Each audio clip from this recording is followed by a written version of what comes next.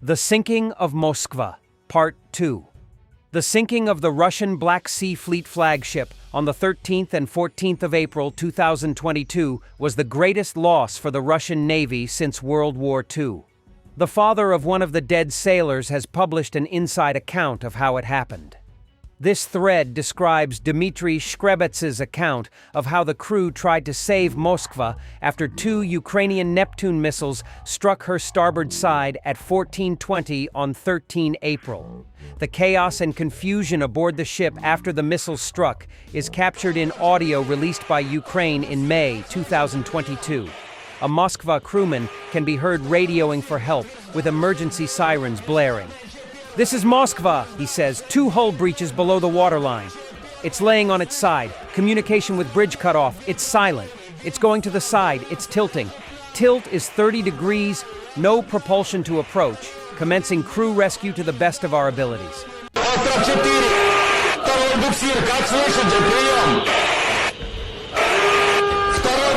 Подтверждаю, 690, внештатная Ч-1.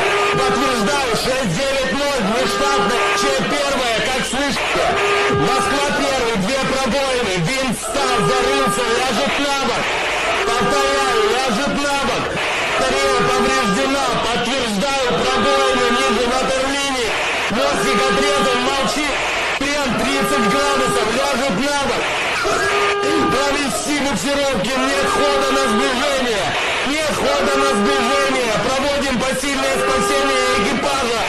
The ship's officers organized emergency parties to extinguish the fires and flood the magazines. However, Shkrebets says, fire suppression systems partially failed, and the crew resorted to dragging water in buckets to try to put out the flames. This was likely a result of damage from the explosion of the first missile, which may have broken the fire suppression water main. A very similar loss of water occurred in 1982 on HMS Sheffield after being hit by a missile, and likewise led to men having to resort to buckets. The men in the engine room and the main damage control post found themselves trapped in dense smoke because all the bulkheads and the gangway there were destroyed. Everyone in the alternate command post on the port side was already dead. A plan to pull the trapped men out with ropes was dismissed as too dangerous. Instead, they were told to escape through portholes into the sea.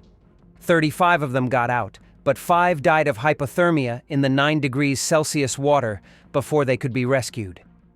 It was impossible for the emergency parties to get into many of the impacted areas because of the combined effects of fire, blast, and uncontrolled smoke. Many men were likely trapped in the mess hall and gallery or in spaces nearby and died quickly from asphyxiation. The evacuation was very hazardous. A group of sailors left the aft part of the galley and mess hall in a human chain, in conditions of zero visibility. At some point, 2 people got unhooked, and no one saw them again. At 15:30, the conscript sailors were ordered into lifeboats and rafts. 2 of the rafts were in such poor condition that they were at risk of sinking and were left unused in the water. The Ukrainians later found one adrift. The contract, professional sailors were left on board Moskva, while the conscripts and the wounded were picked up by the rescue ship Ypron and the frigate Admiral Makarov. The 2 vessels remained in the vicinity of Moskva until she sank the following day. All 3 vessels were imaged by a Copernicus Sentinel radar satellite at 1852 local time, showing Ypron close to Moskva and Admiral Makarov a short distance away. This was likely fairly close to the site of the missile strikes, as Moskva had been underway at the time. Over the course of 8 hours, frantic efforts were made to save the ship. Hoses were rigged to put out the fire in the stern, which was eventually achieved. The crew pushed forward from compartment 14 in the stern, reaching compartment 10 before they could go no further. Intense heat and smoke stopped the forward progress of the firefighters. By this point, the duralumin bulkheads were already melting, and the deck, 26 millimeters of steel, was deformed. The situation deteriorated further when the fire reached oxygen and ammunition supplies. Oxygen cylinders began exploding in the interior of the ship, and flames began to break through, in places, to the upper deck, through cracks and fractures.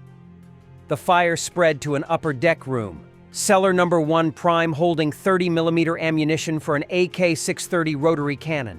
Despite efforts to flood the room, partly thwarted by faulty fire suppression, the shells began exploding at about 22:30.